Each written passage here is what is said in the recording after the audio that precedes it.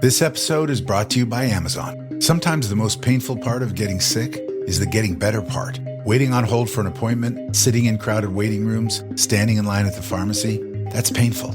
Amazon One Medical and Amazon Pharmacy remove those painful parts of getting better with things like 24/7 virtual visits and prescriptions delivered to your door. Thanks to Amazon Pharmacy and Amazon One Medical, healthcare just got less painful.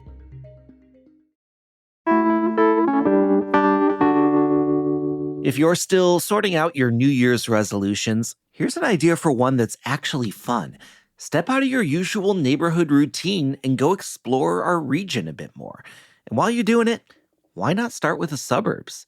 I'm serious. Over the past decade or so, areas like Beaverton and Hillsboro have actually become foodie destinations. Food influencers are now paying attention to the restaurant openings, and more Portland chefs are planning expansions past the city boundaries. So, today on CityCast Portland, we're listening back to a conversation our host Claudia Meza had with Portland Monthly editor Brooke Jackson-Glidden. She's sharing her picks for the best places to eat west of the city. It's Monday, January 13th. I'm executive producer John Notarianni, and this is what Portland's talking about.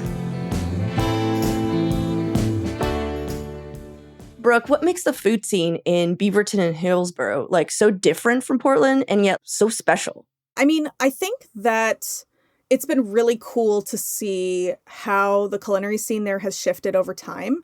I think for a number of reasons, both in terms of recruiting for specific companies out there and just the general sort of pushing of populations outside of Portland city center.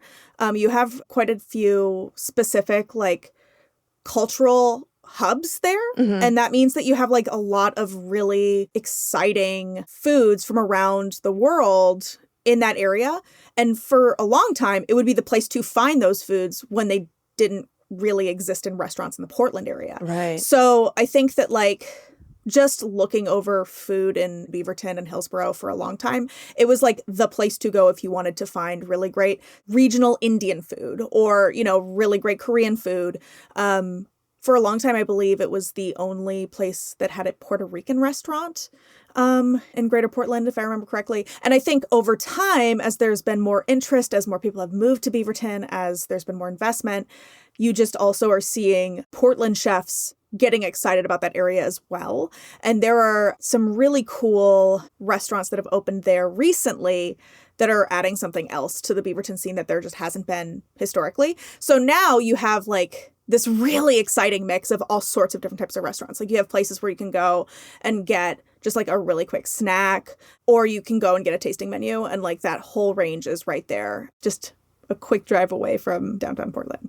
Do you want to talk about some of your favorite places to eat in that area? Just some top picks? Yeah, easily. I think there's just so much to cover. Mm-hmm. So I'm going to try to give people a couple of different tastes of different kinds of things you can have there. Mm-hmm. We've been talking about Korean, so I do feel kind of compelled to mention some Korean spots. I think the one that people have been talking about a lot right now is Kordem.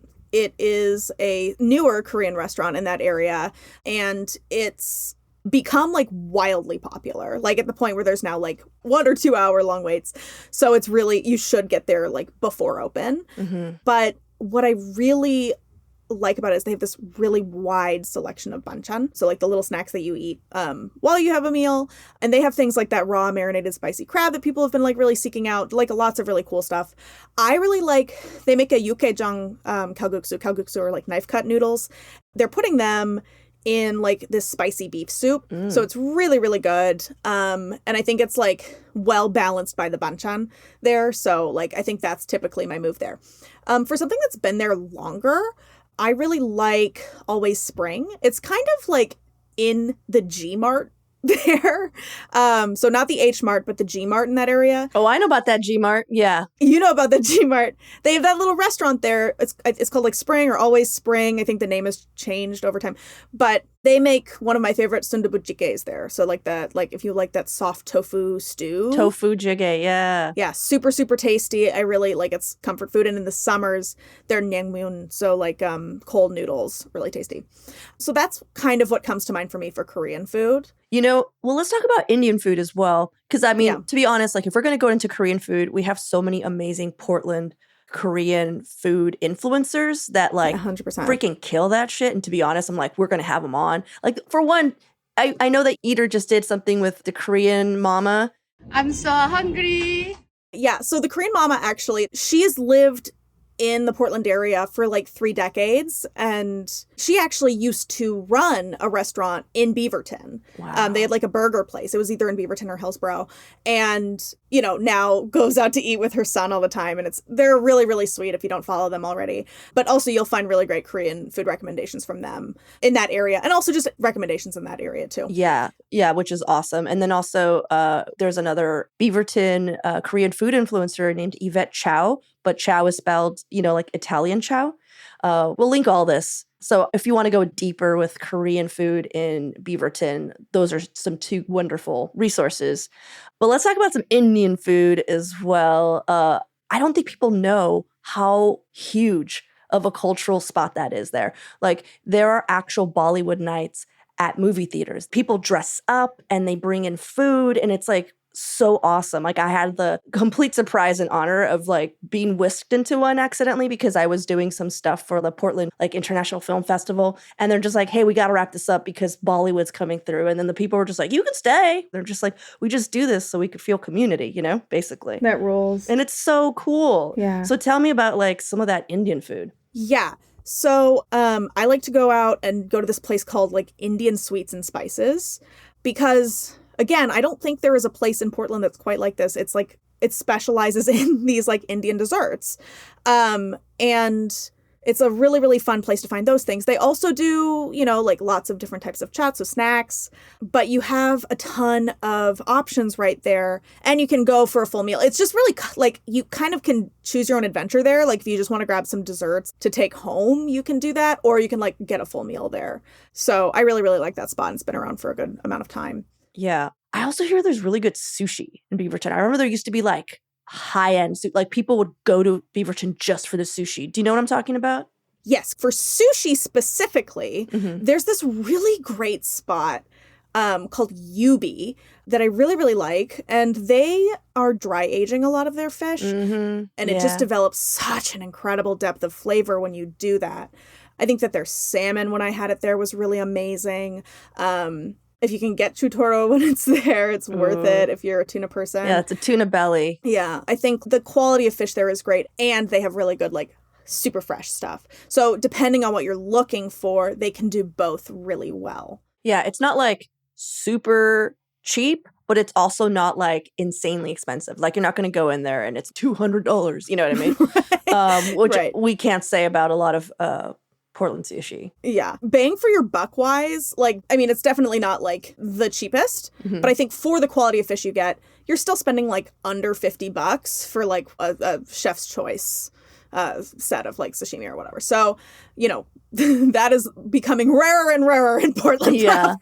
So, yeah, I really like that place. I think that there's a lot of really cool, fun Japanese food in that area. You have like a really, really cool selection of Japanese markets there. And I love oyutsupan for like pastries. Oh, I love oyezappan. Yes. Yeah. If you're into baked goods, you guys, like if you're like, oh, I want to try a new bakery, go to oyezappan. That's not a chain, right? Not to my knowledge. I feel like they're even better than like that chain. What is it, like 32 degrees or whatever? 86 degrees. 86. I'm like 32.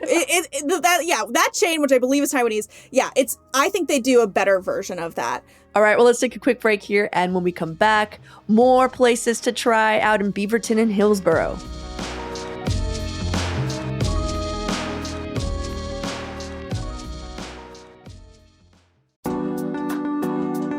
It's your last chance to see Exquisite Creatures Revealed, an exhibition from local artist Christopher Marley, on view at the Oregon Museum of Science and Industry until February 17th. Don't skip out on this rare opportunity for a close-up view of 10,000 rare specimens from around the world, which include a 10-foot-long spider crab and a whole preserved reef shark.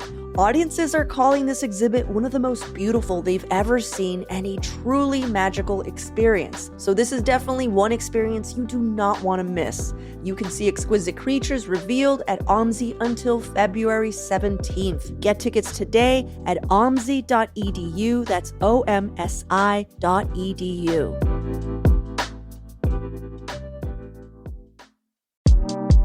CityCast Portland is brought to you by D'Amour Law Group.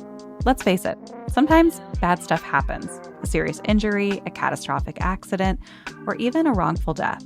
It can turn your world upside down. When it does, you deserve unwavering support from a dedicated team. Yep, you need a lawyer.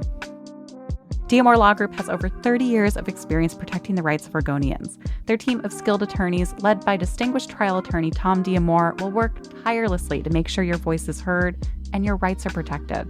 Here's what one of his clients said. Tom fights for his clients from the first day they meet him through the last day of trial. If you or a loved one needs help holding those responsible for your injuries accountable, contact D'Amour Law Group at 503-222-6333 or visit d'amourlaw.com to schedule a free consultation.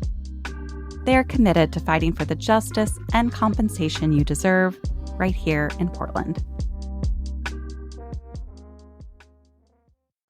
Did you hear that Jollibee might open up an outpost in Hillsboro? As far as I know, it's locked in. It's locked in sometime this year. It is coming. Yeah, and if you don't know what Jollibee is, y'all, it's this Filipino fast food chain that is like a fever dream of like every fast food thing you could think of. Fried chicken and burgers and rice and gravy and sweet spaghetti and just like, yeah, I'm really excited. I don't know. Have you ever been to a Jollibee? I have. I went to one, I think in Seattle. There's a video of the Jollibee bee doing like a really wild dance at a birthday party. And I like watch it when I feel sad. I'll send it to you. Cool. We talked about a few like, hey, these are like the big heavy hitters here, you know, for Korean food, for Indian food. There's also some like, just like standout Vietnamese food. I mean, it'd be weird if we didn't just like say, I'm like always repping like fast food or, you know, casual joints, but like best baguette, come on. Yeah. Is there a better banh mi? Possibly. Yeah. Is it going to be as fast and as cheap as best baguette? No, sir. As far as I know, it's the least expensive banh mi in the area. Because I can hear my partner's voice in the back of my head being like, you have to mention it. Go for it. He used to live in that area. He used to live in Hillsboro. And we regularly frequented Pho Gabo. He's like a banh mi head. He loves it. So we would really regularly get their banh mi. It's a small local chain. This is the place that closed in Northeast based on smell complaints. Yeah, we covered that. That story. Their Beaverton location is still open, and they make really good banh mi. So if you're in that space, I really, really highly recommend that too. Nice. Well, what are some other honorable mentions of places that people should check out? Because I feel like anyone who lives in Beaverton and Hillsboro, you know, they're like screaming their favorites, like, "You, God damn it, this one!" Which is like, please send it to us, send it to us, send it to us. Okay, I'm going to mention 3 of like my most common stops when I'm there. Let's do it. It's really hard for me to go to Beaverton and not go to Omekai, which is like the Latin American ice cream shop there. Just really an astounding array of different flavors of ice cream there, including flavors like soursop and stuff. And it is like heaven for me to just stand there and taste like 14 different ice creams. Also, like, they have a wider range of other stuff. So tons and tons to do there. They have chamoyadas. If you don't know what that means, it means that they put chamoy sauce and a bunch of stuff in a cup. Love that. Yeah, so it's a paleteria, neveria, chamoyadas. They also have like fruits and stuff they'll just throw in, you know, and I think they also have like esquites or, you know, corn. Yeah. Which is really good. Really, really love that place. I will say they don't have jicama. That's what I went there for. And I was a little annoyed, but then I was like, am I 50? Am I the person who's just like, I want jicama? You know what I mean? Why is there no jicama here? Why is there no bland, almost cucumber-like vegetable that nobody wants to eat but me? Why isn't there a root vegetable in here? I do really love jicama. I love jicama, but I was like, oh my God, I'm 100. They're just like, we have Takis. Shut up and leave. And I was like, I get that. I will leave. Okay, sorry, go on. So you have Omekai. So I like that place. I really like, in terms of newer stuff, there is a place called Hapa Pizza that I love there. I think the crust that they have there is spectacular. It's like kind of Neapolitan in style, so it's like kind of light and chewy and has really beautiful char marks. But then they do sort of like a Pan-Asian kind of selection of toppings and dishes that go on top of it. The couple that owns the place, they started at the Beaverton Farmers Market. They're both Asian American, and they kind of wanted to play with this broader spectrum of dishes that they could use and kind of adapt into pizza form. And I think they do a really good creative job of doing that, right? Like, I think about their pho pizza all the time. They reduce pho stock down into like a demi-glace, basically, like a really saucy kind of base. And then that goes on it with your kind of braised meat that braises in that stock. And you get bean sprouts and like it tastes like pho. I've had versions that are like massaman kind of adjacent. I've had a banh mi pizza there. Their specials change pretty frequently. It's just like one of the better pizza places. You know what I mean? And I also, I recently had a really lovely meal at a place called Dawn's Favorite Foods. Tell me about Dawn's Favorite Foods. I'm Googling this because what in the heck? So this is definitely a newer place. It's from a guy named Don Salomon who owns Burger Stevens. But he actually grew up on the East Coast in like an Italian-American family and worked in these like fine dining places. And I think very much left fine dining to like do burgers, right? He was like not interested in doing the fancy thing. But I think like over time, he kind of missed that kind of experience and also like missed his like the foods he ate growing up. This looks so cool. I'm sorry. I just looked at it fun. and it does have that feeling like I'm in like an old New York kind of old school Italian restaurant, basically. Right. Yeah, that looks so cool. It's like wood paneled. Yeah, 100% wood paneled. Like it feels, you're in there and you're like, I am in a 70s den right now. Yeah, like yeah. I'm drinking a Manhattan out of like a thick glass. Oh, I want to go right now. And like it is a tasting menu restaurant, but it's not like fussy or pretentious. It's very much like you're eating like just really good brajol and you're eating like really good handmade pastas. Yeah. It's like what you thought of as fancy in like 1966, sort of, you know, you're eating popovers and you're eating like olive salad, but the food is comforting and good. You're not like at a tasting menu like Michelin vibe. It's more like you're at a really fun dinner party. Oh, babe, I'm going this weekend. Are you kidding me? Are you freaking kidding me? This is awesome. Yeah, super fun spot. And like, again, like this is a new place, but it feels old school in such a fun way to like be drinking a Manhattan and like eating olives and just being in this space that's, again, like my grandfather's bachelor pad when he got divorced looked very much like this place. So I really like the vibe in there. It's just this sweet little spot again in that kind of downtown area. I will say it is on the pricier side because it's like a, fixed menu. It's tasting menu. Yeah. So yeah, like again, it's like Beaverton can do so many different things super well, right? Which I really love. Like I can go get my paleta and I can go get my brajol and I can get a pizza with anything on it, the wide variety of things on it. Like I just think, I've had so much fun driving out there recently that I'm kind of in this space where I'm like, oh, are you going to move oh there? Man, I shouldn't say Are we going to move there? It almost fell out of my mouth. Are we moving to Beaverton? I think my partner would be so mad. CityCast Beaverton? I'm a Portland pal. I'm here forever probably, but like. But it's a wonderful weekend trip. Let's just put it. Vacation in Beaverton. That's all we're saying. The city of lights. Get away to Beaverton.